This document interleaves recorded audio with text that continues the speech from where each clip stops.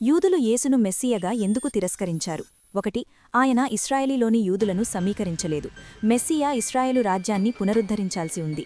దిక్సూచి యొక్క అన్ని కోణాల నుండి యూదులను ఏకం చేస్తాడు. 2. యేసు మూడవ ఆలయాన్ని నిర్మించలేదు. మొదటి ఆలయాన్ని రాజు సొలొమోను నిర్మించాడు. దానిని బాబిలోనియన్లు నాశనం చేశారు. రెండవ ఆలయాన్ని రోమన్లు నాశనం చేశారు.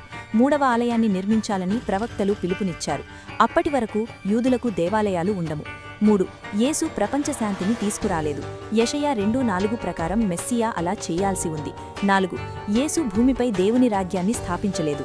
ఈ ప్రవచనం జకరియా 14:9 నుండి వచ్చింది. మరియు ప్రభువు భూమి అంతటిపై రాజు అవుతాడు. ఆ రోజున ప్రభువు ఒక్కడే, మరియు ఆయన నామం ఒకటి. 5. యేసు ప్రవక్తగా గుర్తించబడలేదు. యూదుల రచనల ప్రకారం మెస్సియా ఒక ప్రవక్త అయ్యి ఉండాలి. కానీ ప్రపంచంలోని చాలామంది యూదులు అక్కడ ఉన్నప్పుడు మాత్రమే ఇస్రాయిల్లో ప్రవచనం ఉంటుంది. క్రీస్తుపూర్వం 300 నుండి అలాంటి పరిస్థితి లేదు. 6. యేసు దావీదులాజు వంశస్థుడు కాదు. యూదుల మూలాల ప్రకారం మెస్సియా మానవ తల్లిదండ్రుల నుండి పుడతాడు. అతనికి ఎటువంటి అతీంద్రియ లక్షణాలు ఉండవు. 7. యేసు తోరాతో వాదించాడు. యేసు యూదుడిగా జన్మించి యూదులకు బోధించాడు. అయినప్పటికీ అతను తోరాను అనేకసార్లు వ్యతిరేకించాడు.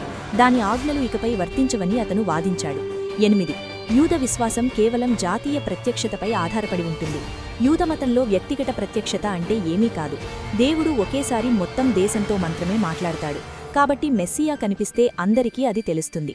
మోషే కాలాన్ని ప్రస్తావిస్తూ ద్వితీయోపదేశకాండము 5:3 ఇలా చెబుతోంది: ప్రభువు ఈ నిబంధనను మన పూర్వీకులతో కాదు, మనతోనే చేశాడు. మనమందరం నేడు ఇక్కడ సజీవంగా ఉన్నాము.